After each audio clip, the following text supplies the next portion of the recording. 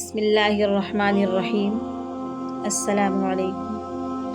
بہت سخت بیمار ہونے کے باوجود ہمارے نبی محمد صلی اللہ علیہ وسلم مسجد نبوی میں نماز پڑھانے کے لیے مسلمانوں کی امامت کراتے رہے، لیکن آخری دنوں میں آپ صلی اللہ علیہ وسلم نماز کی امامت بھی نہ کر سکے اور ابو بکر رضی اللہ تعالی عنہ کو اپنی جگہ نماز پڑھانے کا حکم دے دیے۔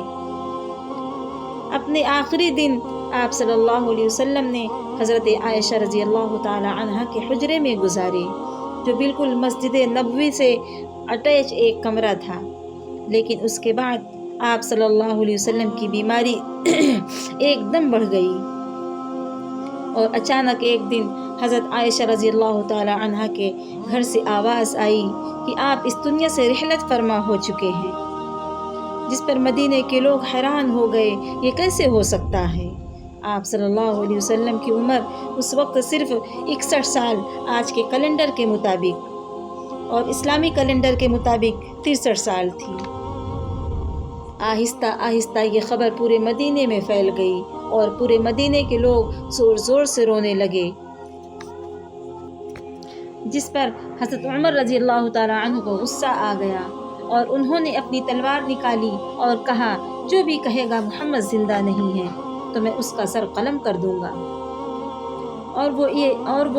یہ اس لیے کہہ رہے تھے کیونکہ رسول اللہ صلی اللہ علیہ وسلم کہا کرتے تھے، یہ ایک دن ہم مسلمان رومن اور فرزن دونوں کو فتح کریں گے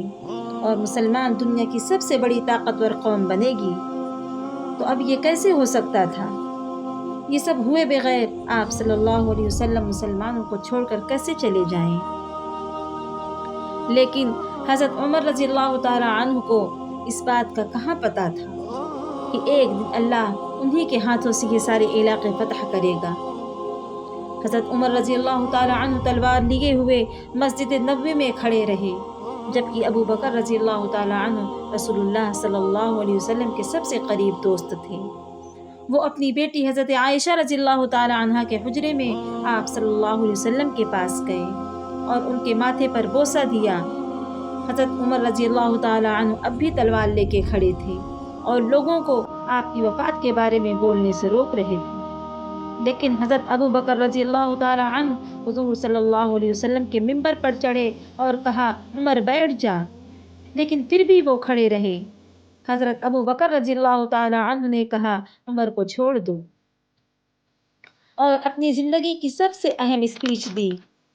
کہ حضرت ابو بکر رضی اللہ تعالی عنہ کے بارے میں سب کو پتا تھا کہ جب بھی آپ صلی اللہ علیہ وسلم بات کرتے تھے تو سب سے پہلے رونے والوں میں ابو بکر رضی اللہ تعالی عنہ ہوا کرتے تھے۔ لیکن جس دن سارا مدینہ زور زور سے رو رہا تھا، اس دن ابو بکر رضی اللہ تعالی عنہ نے اپنے غم کو کنٹرول کیا،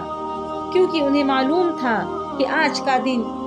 صرف رونے کا نہیں ہے بلکہ رسول اللہ صلی اللہ علیہ وسلم کے مشن کو آگے بڑھانے کا دن ہے۔